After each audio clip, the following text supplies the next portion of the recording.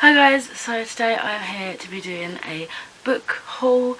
I've actually got a lot of books. A lot of them were pretty much for free as well. I'll explain as I go on. Just want to quickly mention that I'm still hoping to get some books. So basically I wanted to wait until I got these, but I was talking to someone who I follow. We both follow each other now on Instagram. She has a really cool Bookstagram account, and I bought 3 of her used books for, it's only a tenner to get 3, and I think one of them was a new release. I think one of them was I might have written it down actually, what I was hoping to get, but it was like on the 26th of April. I'm filming this beginning of June now, and I think it's been lost in the post, which I'm gutted about. So she's figuring out on her end, because I checked to see my post office to see if it's probably lost in one of the other cubbies, like they might put it in the wrong house. I don't know how post offices work, but I was just asking, and they said they checked my address and everything. They said it's not actually on the system, which means it hasn't even come to this area. So I let the girl know, the girl, she's a woman, I let her know, and she was really nice about it actually. She said she'd check for when she comes back on holiday. So I'm just trying to find where, so I got it on the 27th, well I bought them on the 27th of April, and it was for Wonder Woman, Dreadful Tale of Prosper Redding, and Pinch of Magic. So I really hope she finds them on her end, because I really would have liked them, especially because of those 2 later books recently being released. It is now July 16th. We had some technical difficulties, but at last those books I was literally just talking about got here. So they are Leigh Bardugo's Wonder Woman Warbringer, The Tale of Prosper Redding, God, I can't say it. The Dreadful Tale of Prosper Redding by Alexander Bracken. And then lastly, I think the one I was most excited for, because I think this is a new release for this year, and that is A Pinch of Magic by Michelle Harrison. So hopefully I can get to these really soon. I'm really looking forward to those. Thank you. And thank you for the patience as well, for me saying, have they been sent yet? There was a bit of issues and situations. They got a little bit left behind and then found, and then there was a situation where they put my, the longest one that started it was they put my address wrong, but they didn't realise. I was like, oh, could you check for me? And yeah, they sorted it all out. And then there was this other book. I was going to get an ARC from this girl on YouTube that I watch, who's really cool, and she said she was going on holiday, so she'd talk about it later, but she hasn't seen my Instagram messages. I don't know if she goes on there, so I don't want to keep bombarding her, because she said she'd send me the ARC, but you can't buy ARCs, so I would pay for the postage that she'd obviously have to spend to get it to me, but that hasn't happened. And it was a Sarah Bernard book. Can't remember what it was called now, but I'm not too fussed about that. But yeah, bit gutting that these didn't happen, but I've got so many other books now to sort of hopefully soothe my aching heart in those regards. So I'm going to try and do it in a somewhat order. So the first lot of books, I think, are ones that I got from ISSA. So I bought, these guys are pretty cheap in ISSA, so if you ever want to look at books, they have quite a few new releases as well. So I got Stephen King's Outsider. I'm probably going to be reading synopsises of these guys, just because I can't remember like all like the thoughts, and I can't always describe it in my own words, especially if I bought these books a while back. This has been a couple of months actually. I think the last book haul I filmed, it was a couple of, like, at least a month or so until I started getting more, if that makes sense, I think, roughly. Anyway, you guys don't care, I don't know why I'm going on about that. So, a horrifying crime. Watertight evidence points to a single suspect, except he was 70 miles away with an ironclad alibi. Detective Anderson sets out to investigate the impossible. How can the suspect have been both at the scene of the crime and in another town? Interesting. So I have sort of somewhat been inspired by Boston Reed's books. She's really cool. She's collecting and reading all of Stephen King's books, and I kind of eventually want to do that. Not as intensely perhaps, but if I see one for cheap and I like the cover, I'll probably pick it up. Maybe I might not get every book, or just the ones that sort of interest me, and then borrow the ones that don't interest me as much, maybe in the library. just so I can read them all, because I know he has quite a diverse range of genres. But yeah, I'm sort of doing that, and yeah, this is to add to the collection. Then I picked up a new release, another one. This is called The Red Scrolls of Magic by Cassandra Clare and Wesley Chu.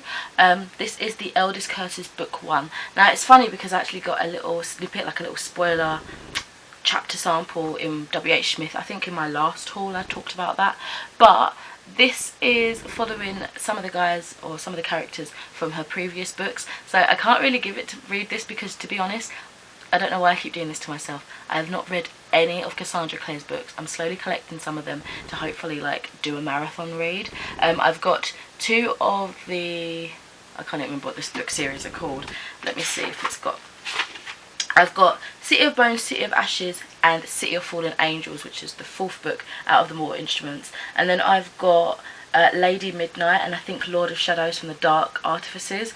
I haven't started anything. I don't even have a mindset right now to start any of those series, but it's one that I'm hoping I will love and I'm wanting to collect. So every time I see a new release, sometimes, most times, I pick it up. Yeah, I don't know why I do this to myself.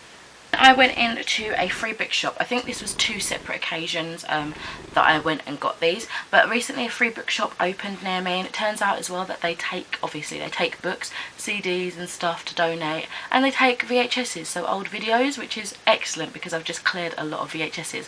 I actually took it down to my local library after calling up and asking, and it turned out they didn't take them, so I had to lug them back home.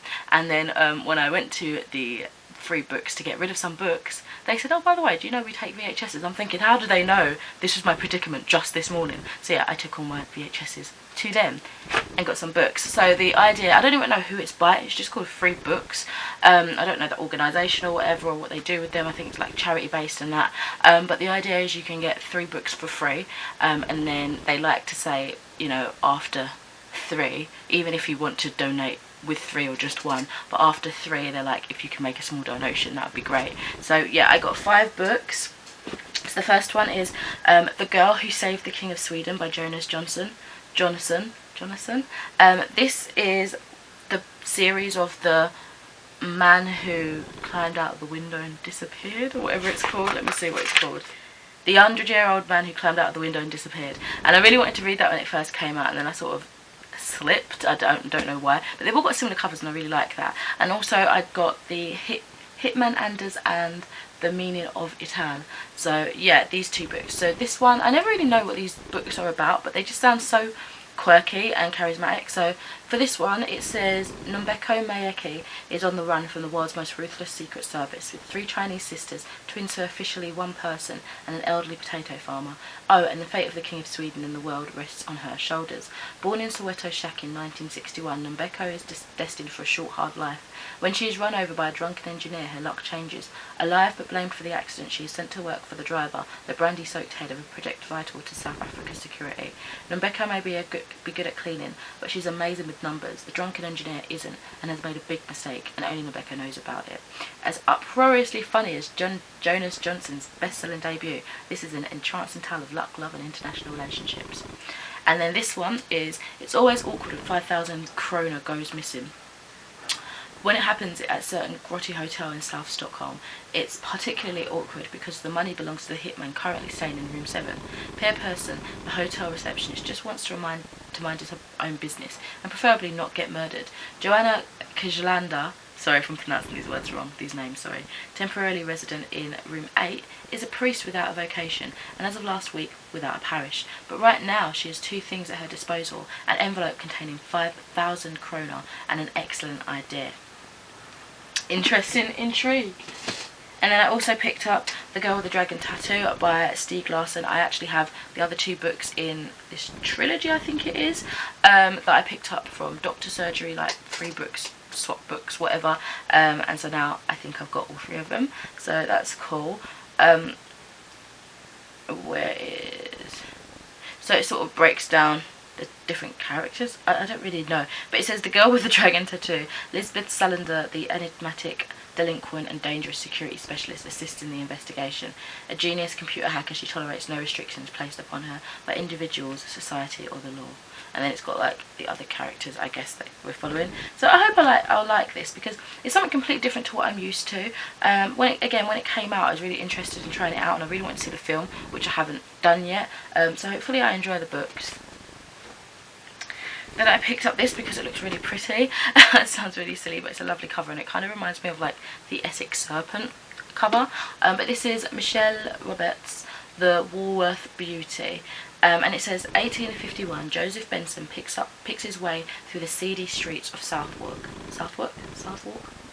trying to coax testimonies from the borough's prostitutes without yielding to the city's many temptations. When his mission brings him to the mysterious Apricot place, presided over by the bewitching and formidable Mrs. Dulcimer, Joseph falls helplessly under its spell. Over 100 years later, Madeline loses her job as a lecturer and moves to a quiet South London cul-de-sac, but a current of unseen life runs through the house. Strange voices, a breath at her neck, another woman's face glimpsed in the mirror. So it sounds like it could be almost like a gothic horror, but flitting back, not horror, yeah, maybe horror, flitting back between the past and the present, which sounds interesting. I need some of my drink because my throat is very dry. I saw there was a Kate Atkinson book, and I've recently bought one of her books. Atkinson, I said that a bit weird, didn't I? But this is emotionally weird. I feel like she's an author that I might want to start collecting. This book didn't really interest me, but again, it's like technically free, technically a small donation. And it's got animals on the cover. I like animals, so really bad explanation of why I wanted to get this. But it says, on a peat and heather island of the west coast of Scotland, Effie and her mother Nora take refuge to the large mouldering house of their ancestors and tell each other stories.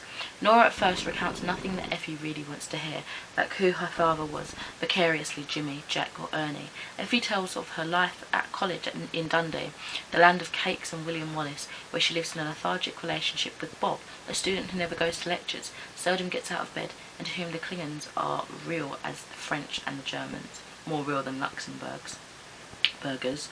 But strange things are happening. Why is Effie being followed? Is someone killing old people? And where is the mysterious yellow dog? Interesting. So the next lot of books I won't go too much into, but they're from my mum, so books that I want to read and possibly keep from her. So there's a whole stack, an absolute whole stack. So we've got The Colour Purple, which is something that she bought last year sometime actually, and it's a classic that I've been wanting to read as well, and this is a lovely edition. So yeah, Colour Purple, I'm just kind of speeding through this. A Piece of Cake, a memoir by a Cupcake Brown. The Girl on the Train by Paula Hawkins. We both read this. I'm pretty sure she read this, yeah. I read this first and then she read this, and I just want it on my shelf because I thought I had it on my shelf, but I guess not. Dan Brown's The Da Vinci Code. I remember when I went on a school trip like to France or something, and they had this playing in the coach, and it kind of creeped me out, but I'd like to read it eventually. James Herbert, The Secret of Crickley Hall. I like James Herbert books that I've read in the past. I've read about 3 of his so far, and also I didn't realise that I remember seeing like adverts for this show coming on, but I didn't realise it was a James Herbert thing. I really like this actress. She's in a show that I'm currently watching called Gentleman Jack, which is on BBC One.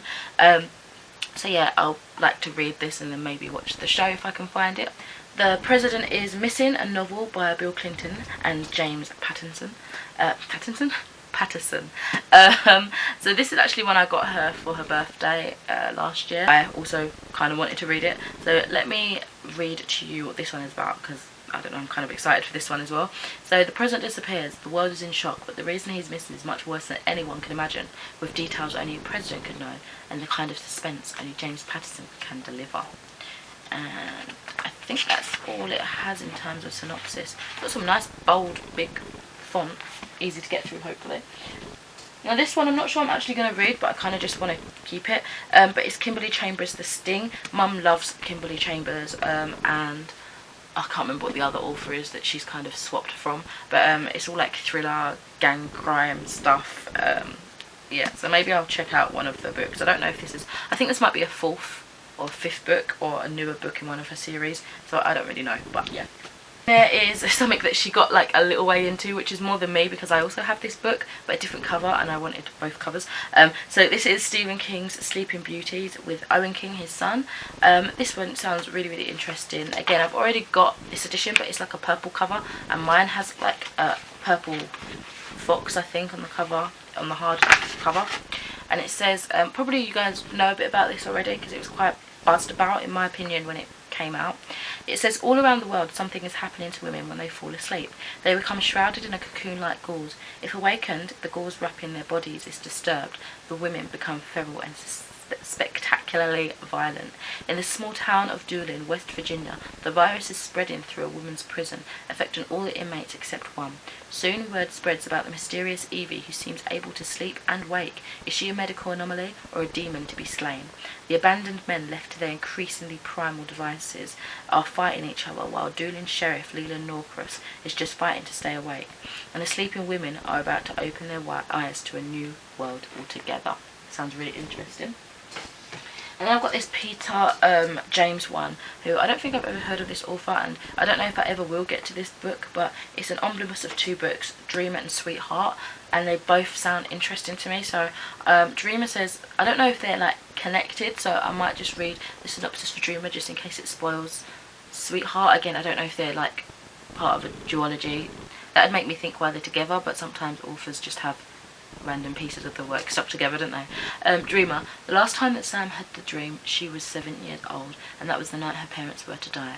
25 years later, Sam's nightmares are starting to come true once more. Now successfully juggling her roles of a career woman and mother to a young child, she attempts to shut them out. A psychiatrist, clairvoyance and dream therapy fail her. She is left to confront the evil alone without knowing its name. Hallucination, premonition, reincarnation or psychic projection. Whatever it is, it won't relinquish its hold. And then Sam starts dreaming of her own death. Creepy. And then the next 1, 2, 3, 4, 5, 6, 7 books are all part of a series, and it's one that I'm actually more interested in reading as time goes on. So it's actually a book series recommended to my mum by my friend Laura. She knows that mum likes crime and thriller and stuff like that, and when we was in like our first year of uni, she was reading this book called Eeny Meeny by MJ Aldridge. And I didn't know how big of a series it was going to be or how many were out at the time, but she actually, I think she gave this to my mum, and mum has continued with all the books. So I'll read you the synopsis of Eeny Meeny and then I'll tell you the titles of each of the other books. I think they're in the correct order. The girl emerged from the woods barely alive. Her story was beyond belief, but it was true, every dreadful word of it. Days later, another desperate escapee is found and a pattern is emerging. Pairs of victims are being abducted, imprisoned, then faced with a terrible choice: kill or be killed. Would you rather lose your life or lose your mind? Detective Inspector Helen Grace has faced down her demons on her rise to the top. As she leads the investigation to hunt down this unseen monster, she learns that it may be the survivors' living calling cards who hold the key to the case. And unless she succeeds, more innocents will die. So you guys know that I've been reading a little bit more thriller of late. I read a trilogy, which name I can't remember at the moment. I've read a few pieces here and there, and I seem to enjoy them each time. So it'd be interesting to try a longer series, because I don't think I've ever gone for a thriller book more than 3 books, and that was Unknowing. I usually just go for standalones, and yeah, so this is Eeny Meeny. Then there's Pop Goes the Weasel, The Doll's House, Liar Liar, Little Boy Blue, Hide and Seek, and Love Me Not, which is strangely much smaller than the other books. And then lastly, a recent delivery. I made another delivery on Amazon.com. This time I didn't buy like just one book to see if it would work, because I found out that they include taxes in their shipping and costs and everything like that. So I didn't have to pay custom charges at the door, which is awesome. So I bought 3 books, and these are the next 2 books in the what I thought was the Trials of Apollo trilogy, and then a short story, but it seems that there's a 4th book coming out and maybe a 5th and a 6th. I thought it was a trilogy, clearly not.